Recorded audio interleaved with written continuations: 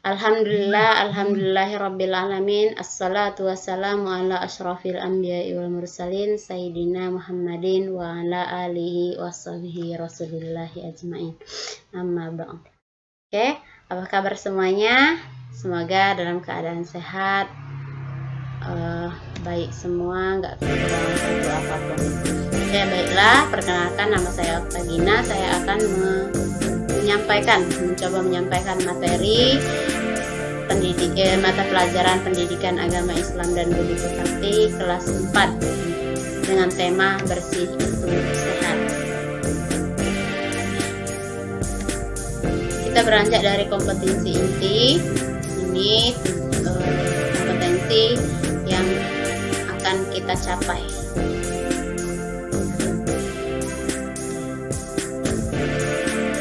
Harapan kita dari mempelajari materi ini, pertama, menerapkan ketentuan syariat Islam, mencontohkan perilaku bersih, memahami tata cara bersuci, dan mempraktikkan tata cara bersuci. Indikator pembelajaran kita yang pertama, mendefinisikan tata cara bersuci, memahami tata cara bersuci, dan mempraktikkan tata cara bersuci. Tujuan pembelajaran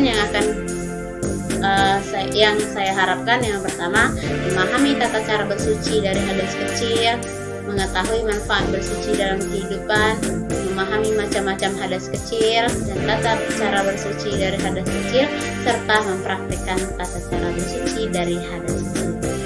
Yuk, simak penjelasannya berikut.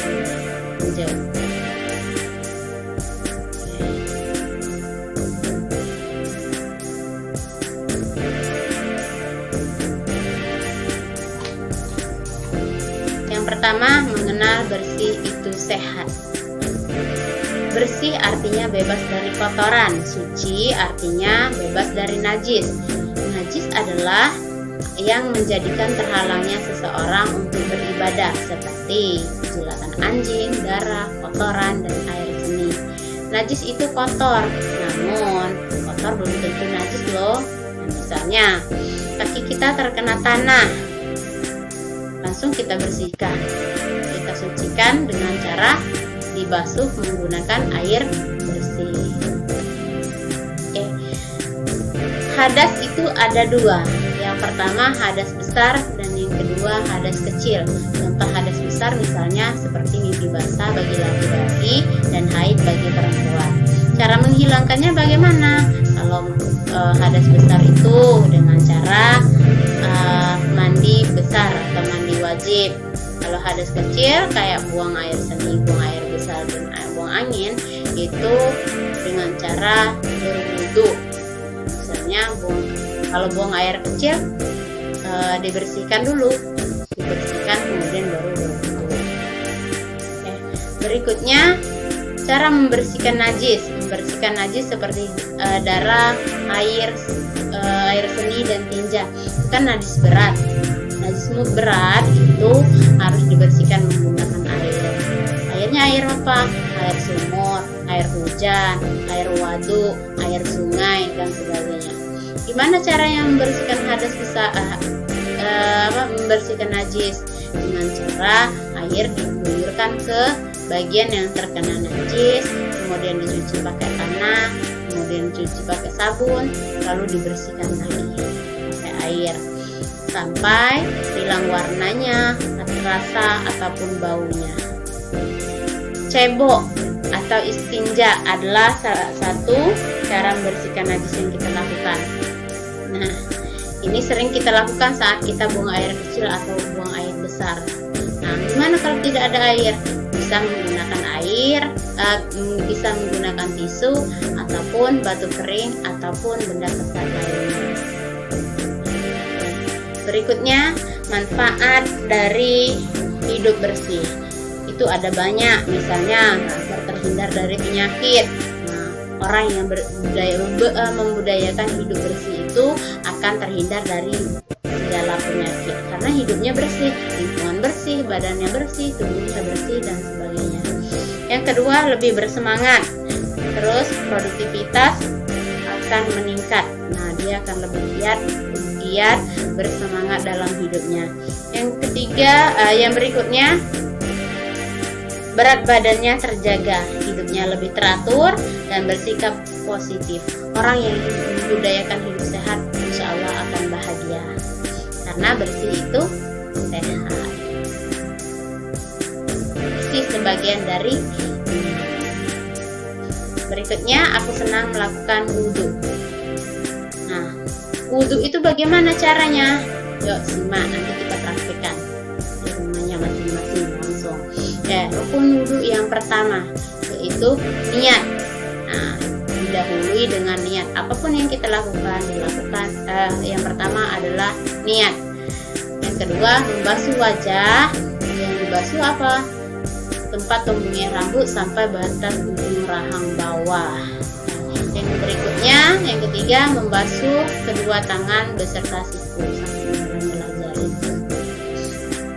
Yang keempat, yaitu mengusap sebagian kepala, yaitu bagian depan rambut hingga atas. Untuk perempuan cukup mengusap bagian kepala saja, tidak perlu sampai ujung rambutnya, karena bisa jadi rambutnya panjang. Yang kelima, membasuh kedua kaki beserta kedua mata kaki.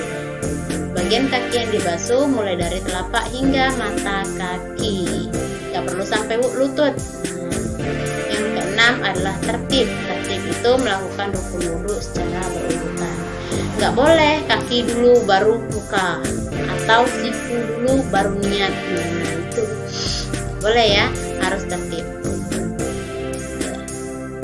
Berikutnya, tayamum. Tayamum itu apa? Tayamum itu keringanan yang Allah berikan bagi orang yang kesulitan mendapatkan air atau bagi orang yang sakit. Tayamum dilakukan sebagai pengganti wudhu atau mandi. Rukun tayamum itu ada 4. Yang pertama, niat. Apapun yang kamu kerjakan, niat. Niat itu pertama. Yang kedua, mengusap muka dengan debu yang bersih. Meletakkan kedua tangan dengan debu lalu mengusapnya ke muka. Yang ketiga, mengusap kedua tangan sampai siku dengan debu yang bersih. Tangan kanan, kemudian tangan kiri. Yang keempat, tertib, yaitu melakukan rukun tayamum secara berurutan. Enggak boleh dibolak-balik. Berikutnya yaitu latihan soal atau tugas. Perhatikan, setelah mempelajari yang tadi, bersuci, hadas, najis. Nah, sekarang kita latihan. Yang pertama, bersih artinya apa? Ya, bersih artinya akan dijawab. Jawabannya adalah ya, bersih artinya bebas dari kotoran. Soal berikutnya, meletakkan kedua tangan pada debu dan diusap wajah merupakan tata cara melakukan. Jawabannya 1, 2, 3. Jawabannya adalah tayamum. Iya, benar sekali. Soal yang ketiga, jenis hadas ada 2, yaitu